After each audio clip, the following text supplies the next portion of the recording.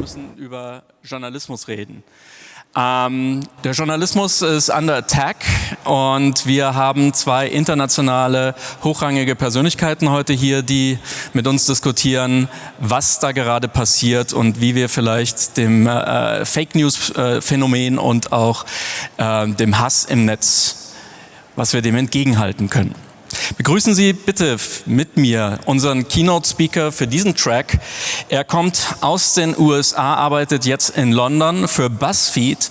Und BuzzFeed hat sich in den letzten Jahren immer mehr dazu gemausert, tatsächlich weg vom Cat-Content hin zu investigativen Journalismus zu werden und damit auch schon zahlreiche Preise eingeheimst hat.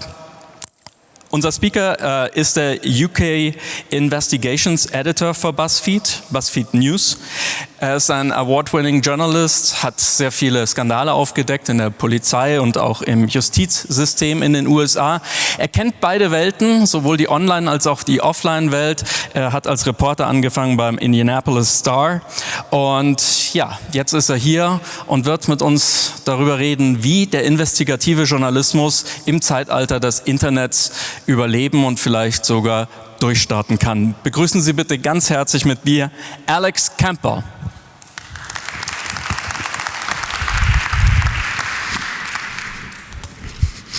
Hello, everybody. Sorry, my German is not so good. As was mentioned, I come from BuzzFeed. When I started at BuzzFeed, we were perhaps, thank you, not so well known for our investigative work. I've been there for nearly 5 years, but during that time, we've begun to do a lot of things, including a lot of investigative journalism. I'm going to play you a quick video first. Oh, there.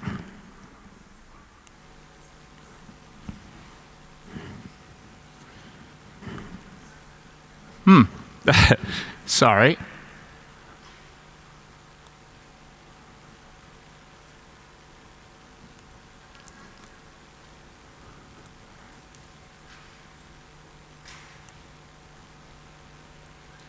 Okay, well, never mind. The video was going to show you sort of a bunch of different things that we've done over the years to show that we, perhaps unlike when I started, when we were known as sort of cat video people, that is now just one of the many things that we do, and we do this all over the world. Obviously, get very many different people coming to our site for many different things. Perhaps you've heard of Tasty. One might remember that from all the videos on Facebook and the like. What I do is investigations, and this is sort of a common question that we've gotten over the years. You work at BuzzFeed. What do you mean you do investigations? I also had the same question when I started at BuzzFeed back in 2014. I had come from a newspaper in Indianapolis, in central part of the U.S., where we did everything sort of the old school way. You know, you try to make the Sunday front page of the paper. You try to expose corruption, you know, wrongdoing, things that matter to people in your community. And I saw at the time that BuzzFeed was beginning an investigations unit. This was in 2014. And I thought it was interesting, but I had this very question. Why would you guys want to do investigations? Investigations take a very long time. It involves a lot of resources, a lot of money, time, travel. There are many times when you're doing an investigation and you desperately need to get one interview and you just can't get it and the story falls through.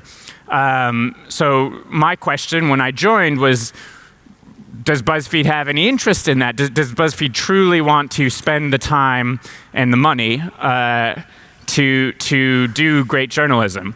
The answer that I got then, and then has been true throughout my time, is that the reason BuzzFeed wants to do investigations is because we care about the impact that it has. And our stories over the years have had many different types of impact. We've grown sort of during this time from what was just myself and my boss, Mark Schoofs, 2 people in New York back in 2014. We now have 20 people. I'm now based in London. We have people in California. We have people all over the world. And one thing that has held true throughout that time is that we are given the time that it takes to produce a great investigative story. So, some great investigative stories only take 1 week.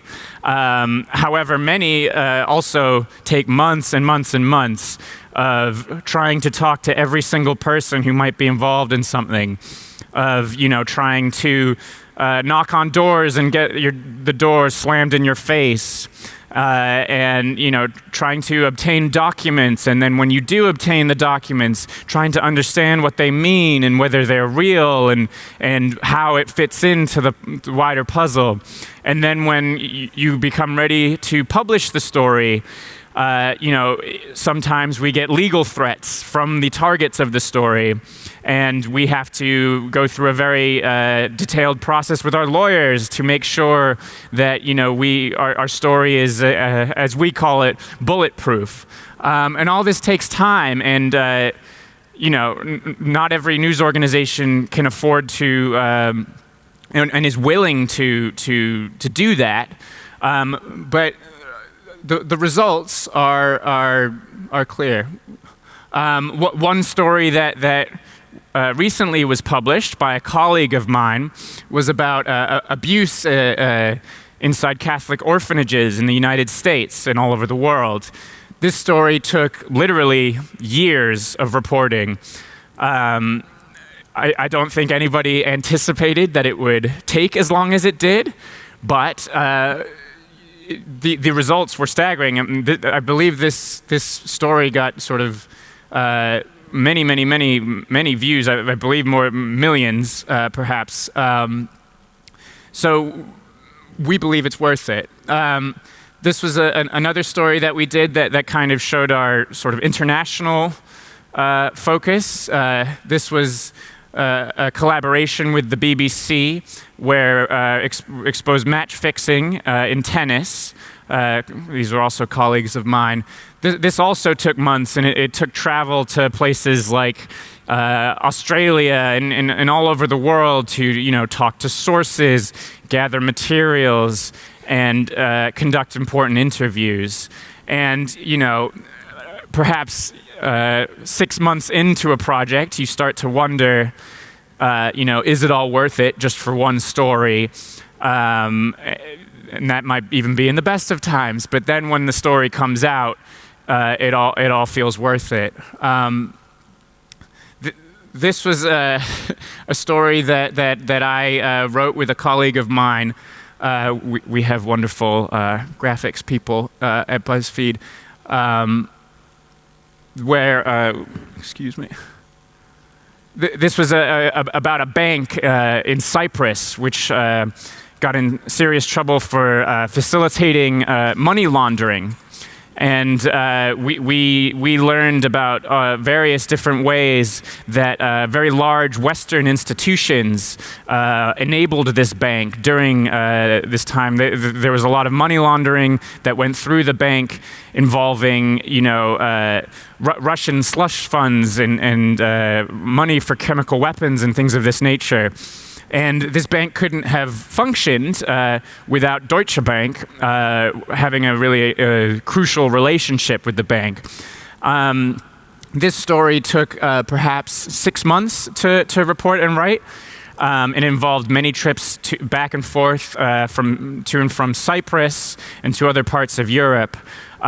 Sometimes you have to go, on a plane just to try and talk to one person, and sometimes you fly out to Cyprus and that person doesn't want to talk to you, and you have to fly back, and you feel very bad about it. However, these sorts of things are essential to getting the end product, which is a story that is sort of comprehensive and gets to as close as we can, it gets to the bottom of the thing we are investigating. Then we also, this past year, we had a series of stories about Russian assassinations in the UK. This story, I believe it took about 2 years from start to finish for my colleagues when they first got a tip about one of the cases until when the story was published. It involved reporting on multiple continents. It involved a lot of people slamming doors in our face. I was based in the US at the time, and I remember very well I had a weekend where I was driving around the Washington area trying to get particular government sources to talk to me. And just about every person was slamming the door in my face and saying, don't come back here. And then I'd get a call saying, we've got people complaining that I've been showing up at their door. And at that particular moment, it was hard to envision that it would lead to, that there would be this end result. And even when the story was published, we uncovered details suggesting suspicious Russian links to upwards of 14 deaths in the UK, and then another on US soil. And we thought that when the story ran, we would. This is just a quick rundown of sort of all the various things we did to get the story.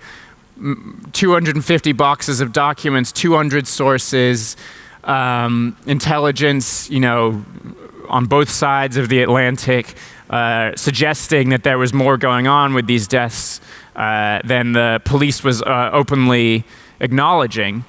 And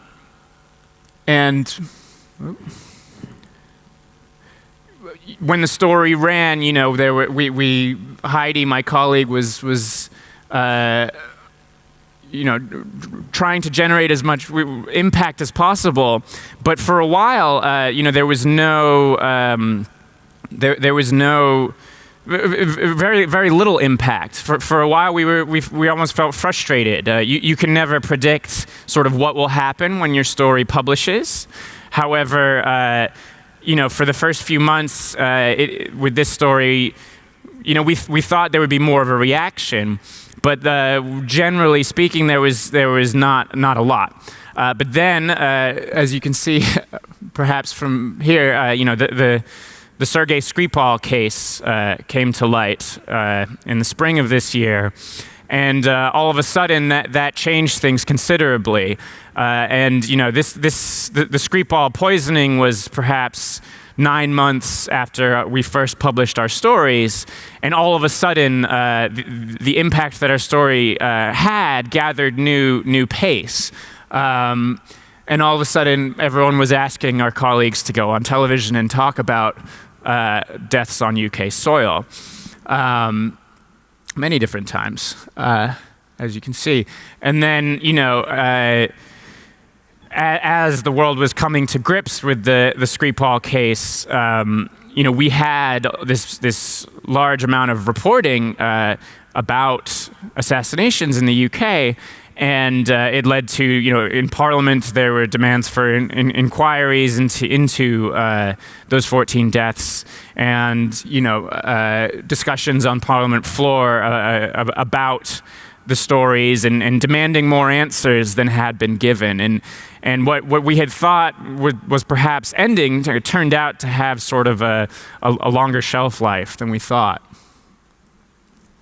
And so now, there's been all sorts of impacts, over time.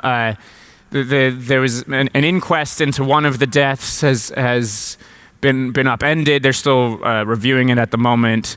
There was new evidence that involving a key witness to one of the man's last hours. The key witness was not going to be presented at the coroner. It was not going to be interviewed. But then all of a sudden, now she was brought in.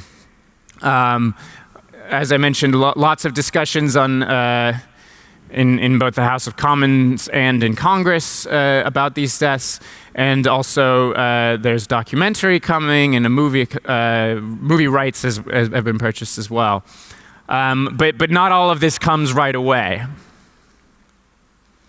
And that sort of is why we do what we do.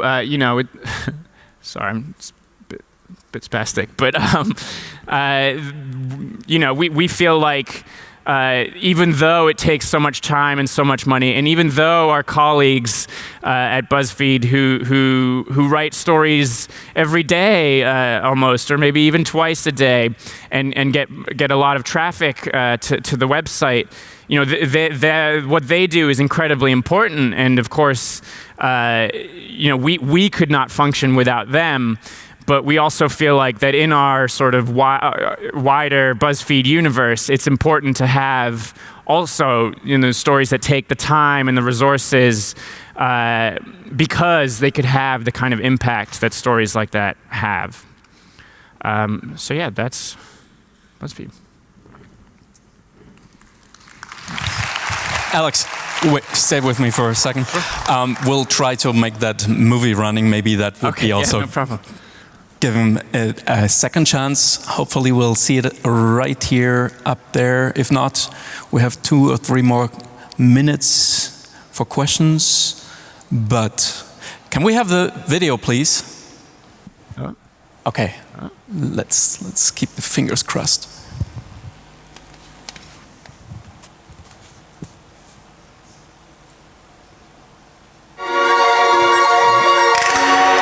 BuzzFeed post about the dress's color broke traffic records. We can hear it all right.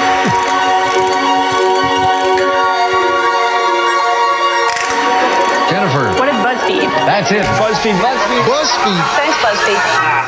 It's begun. Okay, I would say Good music, though. maybe we're gonna fix this for your master class, because when you guys want to grab Alex and ask him like questions one-to-one, face-to-face, then there will be a masterclass. Eine Masterclass heute Nachmittag at 1:30 p.m. And check out your app, check out the program, and grab this guy. He has lots and lots and lots of stuff to tell you about journalism, about BuzzFeed, and how to reach your audience. Always happy to chat. Alex Campbell, thank you so much. Thank you.